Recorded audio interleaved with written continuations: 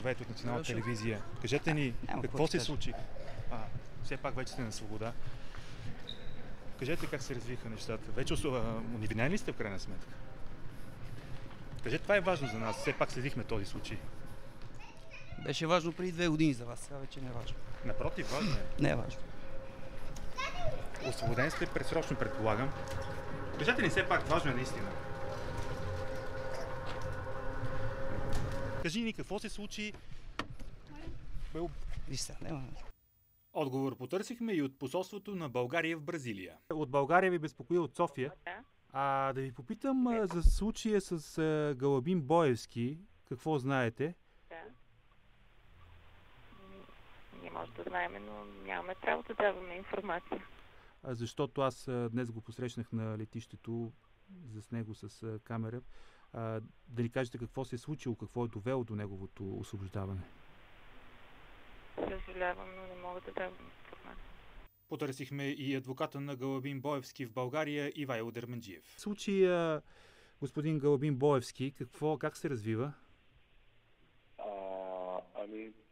Не знам да ви кажа точно как. По-скоро жена му трябва да питате някакси. Тя е в течение, защото е на място.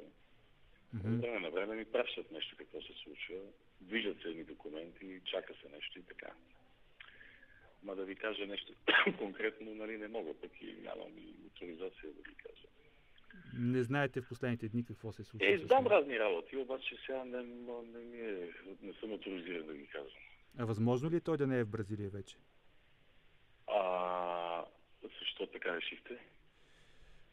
Питам ви просто. По-скоро не е. Значи той или ще е в Бразилия, или ще е в България, няма къде да видя. Вие го представлявате, нали? Негов адвокат. Там под производството не бих казал. В Бразилия представителство е на местни адвокати. Иначе, по принцип, да. Галабин Боевски е световен и олимпийски шампион на България по вдигане на тежести.